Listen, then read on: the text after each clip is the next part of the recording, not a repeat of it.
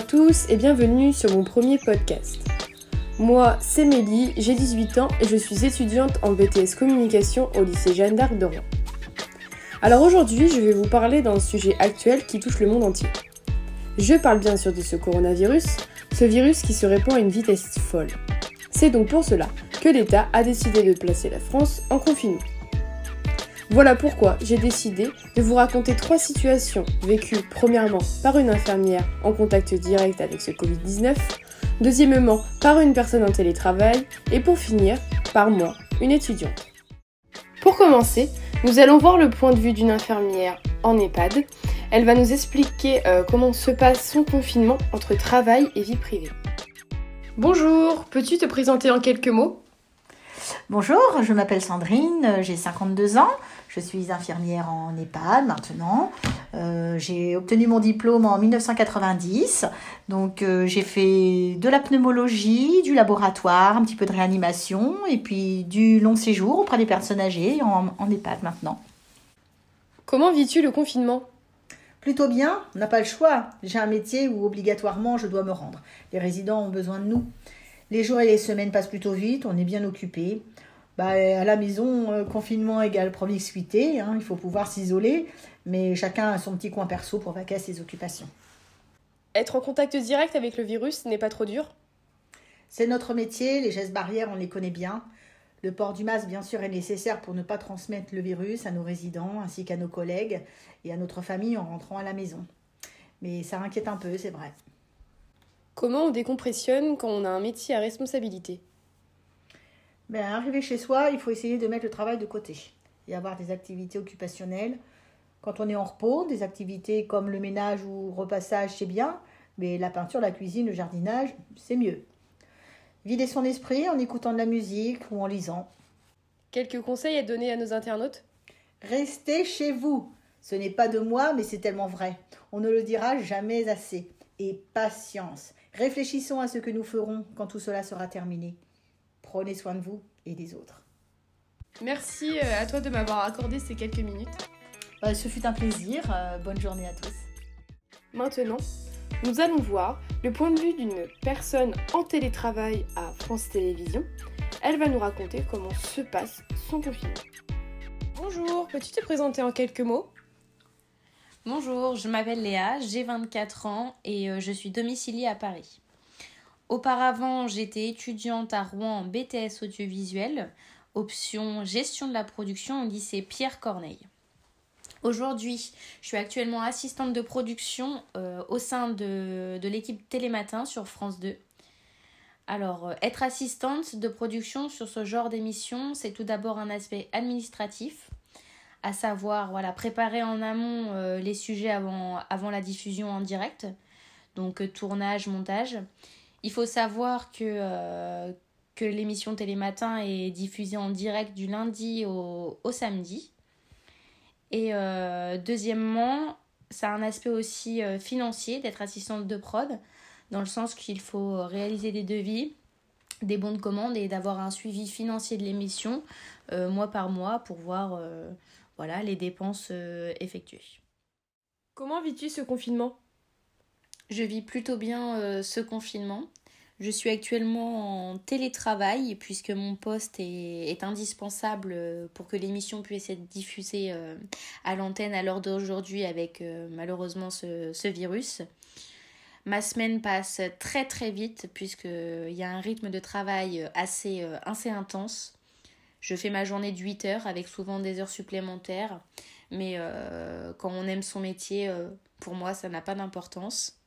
Le week-end, je profite de mon temps libre vraiment pour m'aérer l'esprit et mettre le travail de côté. Et je profite en faisant des choses que j'ai pas le temps de faire habituellement, comme le sport, la cuisine, le jardinage. Pour éclairer nos internautes, que veut dire télétravail ? Le mot télétravail pour moi veut dire que j'exerce mon activité professionnelle au sein de mon domicile grâce à mon outil de télécommunication, à savoir mon ordinateur. Ton travail à la maison consiste en quoi ? En quelques mots, je vais vous expliquer une journée type. Donc en ce moment, l'émission n'est pas montrée dans son intégralité. En effet, nous produisons chaque jour que 4 sujets intégrés dans l'émission France Info, diffusée toujours sur France 2. Nous devons, équipe et chroniqueurs, être en parfaite symbiose. À cause de ce coronavirus, nos tournages sont totalement suspendus. Donc chaque chroniqueur, selon leur envie et idée, trouve un sujet à tourner en vidéo Skype. Donc soit avec un ordinateur, soit avec un téléphone. Donc c'est dans une seconde partie que l'équipe de production intervient. Donc nous commandons auprès des différents prestataires audiovisuels des montages. Donc pour les sujets tournés en amont par le chroniqueur pour qu'il soit finalisé.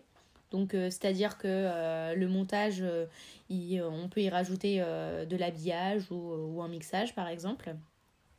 Donc tout cela génère des coûts, des problèmes, des discussions, des échanges de mails qui rythment assez bien ma journée de travail. Une organisation qui demande énormément de temps car au-delà de l'aspect technique des sujets, nous devons être à jour dans les contrats de travail des chroniqueurs, donc suivre une comptabilité aussi irréprochable pour avoir un état financier en temps réel de l'émission. Est-ce que tu as déjà rencontré des problèmes ? Oui, j'ai rencontré différents problèmes suite à ce confinement. La communication n'est pas très fluide entre mes collègues et moi-même, puisqu'habituellement nous sommes dans un open space. Aujourd'hui, nous sommes isolés individuellement ou dès qu'il y a le moindre souci, il faut échanger des mails ou être au téléphone un nombre incalculable de fois. Nous avons énormément de réunions en visioconférence aussi qui des fois ne fonctionnent pas très bien à cause d'un réseau qui sature suite à une forte activité de personnes en télétravail. À côté de ton travail, t'autorises-tu des pauses ? Comme évoqué un peu plus tôt dans la conversation, mon travail me prend énormément de temps. Bien évidemment, c'est important de prendre du temps pour soi, même en ce temps de confinement, pour ne pas perdre nos mauvaises habitudes et tomber dans une routine. Je fais mon sport tous les jours après le travail et je cuisine puisque ça me change les idées. Alors pour finir, toi en tant que Parisienne, que penses-tu des gens qui ne respectent pas forcément les règles de confinement ? En tant que Parisienne, je pense que ce n'est pas facile pour tout le monde. C'est une situation inédite pour nous. Je suis contente d'être confinée à la campagne, mais mon appartement à Paris me manque. Et notre environnement, notre mode de vie est tellement chamboulé. Je pense qu'il faut prendre notre mal en patience, respecter ce confinement pour sortir de tout ça au plus vite. Merci à toi de m'avoir consacré du temps. Merci à toi de m'avoir choisi parmi toutes ces personnes en télétravail. C'était vraiment sympa d'avoir passé ce petit moment avec toi. Pour finir, je vais vous raconter mon confinement en tant qu'étudiante. Comme vous le savez tous, notre cher président M. Macron a décidé il y a quelques semaines de cela de fermer complètement les établissements scolaires. Et voilà comment, pour moi, le confinement a commencé. Alors pour ma part, je vis le confinement relativement bien. Mes journées se résument à travailler mes cours, mais aussi prendre du bon temps. Parce que oui, confinement ne veut pas dire vacances, les cours continuent. En ce qui concerne mon organisation pour les cours à distance, je regarde mes mails chaque jour et je liste le travail à faire dans un tableau pour ne rien oublier. Des fois, des travaux peuvent prendre plusieurs jours, alors il faut savoir s'organiser pour rendre les travaux à temps. Le contact avec les professeurs est permanent. Entre l'envoi de mails réguliers et les cours en vidéoconférence, on dispose d'une aide identique. À côté de cela, je m'autorise des pauses bien évidemment. Pour ma part, le confinement m'a fait découvrir de nouveaux passe-temps. La bronzette, la cuisine et le jardinage. Alors pour conclure, restez chez vous. Car ayant une famille dans le domaine hospitalier, je peux vous dire que c'est très important. Faites preuve de civisme et ayez des responsabilités. Et aussi, faites attention au grignotage, car on prend vite l'habitude de porter des joggings. Mais lorsque le port du jean va revenir, ça va nous faire tout drôle. Allez, bon confinement à tous et à bientôt.